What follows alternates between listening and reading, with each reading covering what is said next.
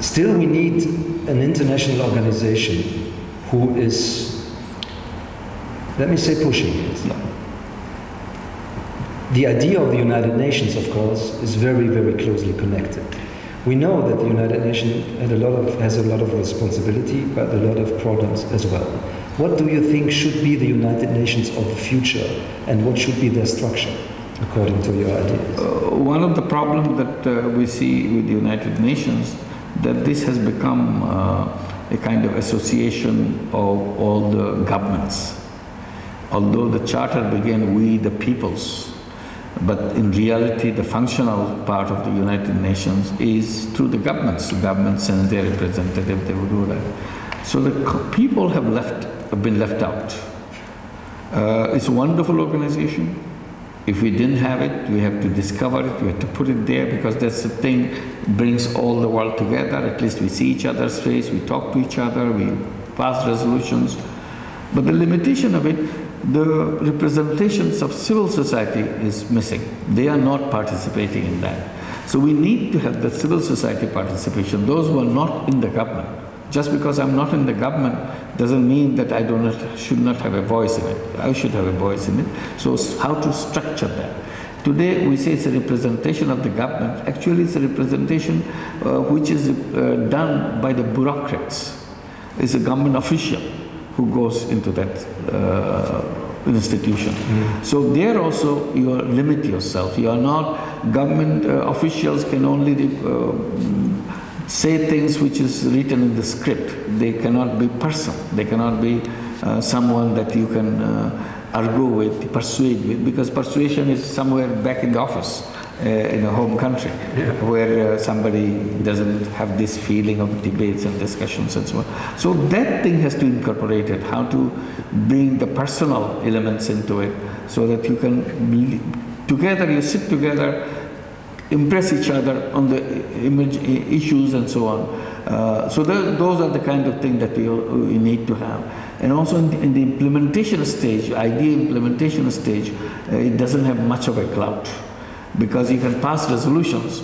Whether these resolutions are carried out or not, UN has no mechanism by which you can do that, because these are all sovereign states. You cannot go back and take them to task. So we need to have a mechanism so that we can go back and see how the follow-up is being done. But it's a good question, because this is a time that we can review the whole structure. With the reform of United Nations, that issue has been hanging for a long time, particularly in the different part of the United Nations Security Council, for example, whether representation in the Security Council should be enhanced, developed, because it's limited to only fixed number of permanent members, whereas the reality of the world has changed so much. When it was created, those 5 members were really powerful members. But today there are many more powerful countries and nations which are coming up. Their representation has to be brought into the picture so that it becomes a legitimate world organization.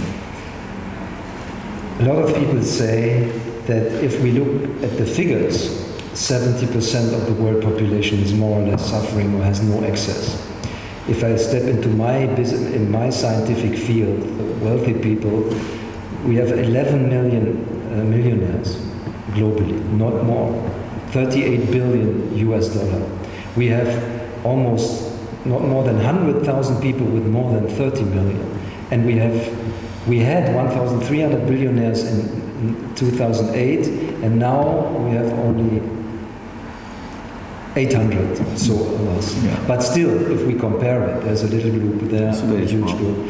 So many people say it's great what we hear about social business and Grameen, but it's a drop in the ocean. What would you say?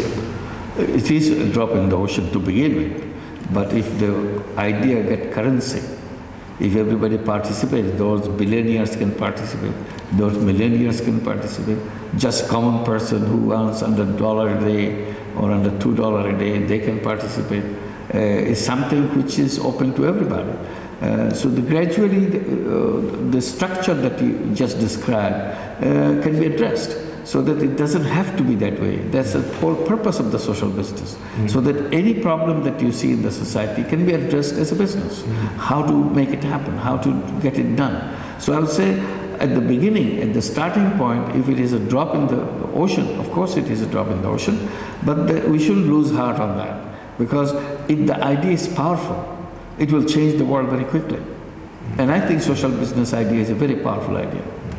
There's no doubt about it. Last question, because we meet many business people here.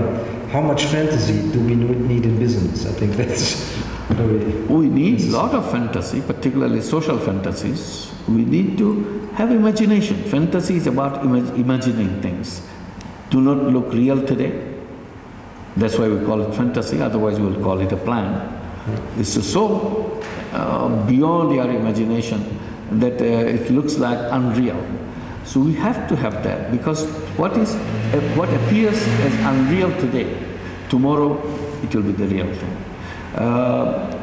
30 years back, 40 years back, if you said you will have the whole computer in your pocket with a BlackBerry or whatever, people would say it's crazy. This is too much of science fiction. This is too much of science fiction. It's only 30 years back. It's not this a lifetime thing.